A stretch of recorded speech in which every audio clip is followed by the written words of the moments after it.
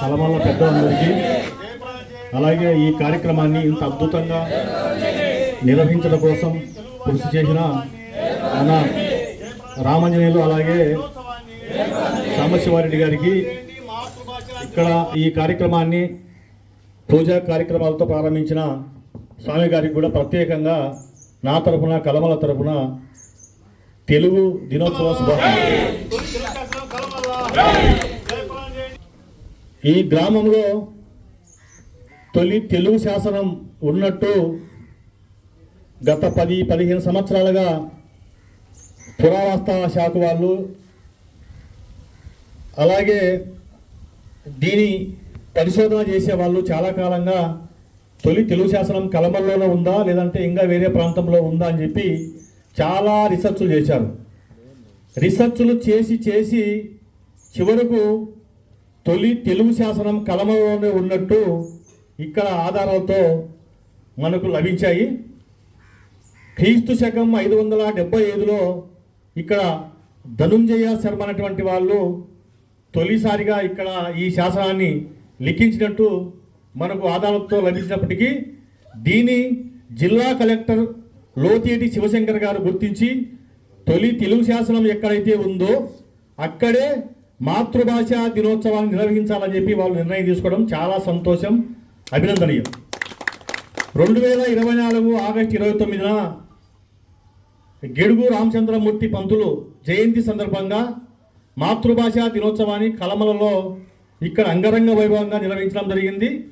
ఆ సందర్భంగా మాజీ 13వ ఉపరాష్ట్రపతి వెంకయ్యనాయుడు గారు కూడా ఈ ప్రాంతానికి వచ్చి కలమల గ్రామంలో క్రీస్తు శకం ఏదైతే ఇక్కడ సిద్ధేశ్వర ఆలయాన్ని సందర్శించి ఈ కోట కూడా ప్రాంతం అంతా కలిగి తిరిగి ఇక్కడే ఈ గ్రామంలోనే మొట్టమొదటి తెలుగు అక్షరం ఇక్కడే లిఖించబడింది, దీనికి పెద్ద చరిత్ర ఉంది, ఈ గ్రామాన్ని ఈ శాసనాలను పర్యాటక కేంద్రంగా ప్రకటించాలని చెప్పి వారు స్వయాన వేదిక మీదనే ప్రకటించబడడం జరిగింది. మనం ఆ సంవత్సరం బాగానే జరుపుకున్నాం, కానీ 2వ సంవత్సరం కూడా 2025లో అంతకంటే అంగరంగ వైభవంగా అత్యంత ప్రతిష్టాత్మకంగా కార్యక్రమాన్ని నిర్వహించాలని చెప్పి కలమల గ్రామంలో పెద్దలు, యువకులు, ఈ ప్రాంత వాసులందరూ అనుకున్నారు, కలగన్నారు. కానీ ఏది ఏమైందో కానీ ప్రభుత్వం నుంచి మనకు 2వసారి జరుపుకోవడానికి మనకు సరైన స్పందన రాలే. దానికి మేము చింతిస్తూ ఉన్నాం. ఈ గ్రామంలో తొలి తెలుగు శాసనం గుర్తించినప్పటికీ ఇంతకంటే ముందు అనేక చోట్ల అంటే తెలుగు రాష్ట్రాలలో మాతృభాషా దినోత్సవాన్ని కొన్ని అంటే 100 కోట్లు కాకపోయినా కోట్ల రూపాయలు ఖర్చు పెట్టి కార్యక్రమాన్ని చాలా బాగా కార్యక్రమాన్ని నిర్వహించడం జరిగింది. తెలుగు భాష ఔన్నత్యాన్ని గురించి చాలా గొప్పగా ఈ తెలుగు ప్రజలకు, ఈ దేశంలో తెలుగువారు ఎక్కడున్నా వాళ్ళందరికీ కూడా ప్రజెంటేషన్ చేయడం జరిగింది. ఒకనొక దశలో తెలుగు గురించి చాలామంది వక్తలు మాట్లాడుతూ ఉంటారు. తెలుగు భాష ఎవరైతే మర్చిపోతారో వాళ్ళు శ్వాసను మర్చిపోయినట్టే. తెలుగు భాష అంటే శ్వాస లాంటిది, ఊపిరి పోయినట్టే తెలుగు భాషను ఎవరైతే మర్చిపోతారో.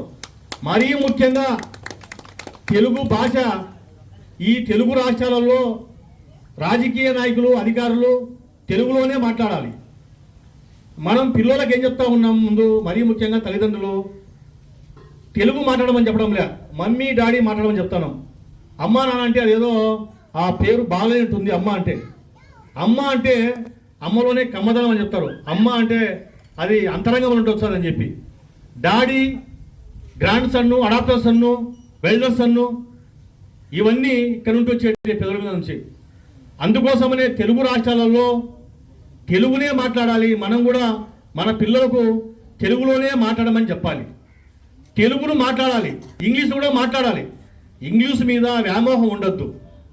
ఏ భాష అయినా తెలుగు తర్వాత మాట్లాడచ్చు, కానీ దాని మీద వ్యామోహం పెంచుకోకుండా ముందు తెలుగు భాషనే మాట్లాడాలి, తెలుగులోనే మన పిల్లలకు నేర్పించాలని చెప్పి నేను ఈ సందర్భంగా తెలియజేసుకుంటూ ఈ కలమల గ్రామాన్ని పర్యాటక కేంద్రంగా గుర్తించేంత వరకు కలమల గ్రామంలో పెద్దలు, యువకులు అందరూ కూడా సహకరించి ఈ గ్రామ అభివృద్ధి కోసం తోడ్పడతారని చెప్పి నేను ఈ సందర్భంగా కోరుకుంటూ నాకు ఈ అవకాశం ఇచ్చిన మన గ్రామ పెద్దలకు, యువకులందరికీ ప్రత్యేకంగా ధన్యవాదాలు.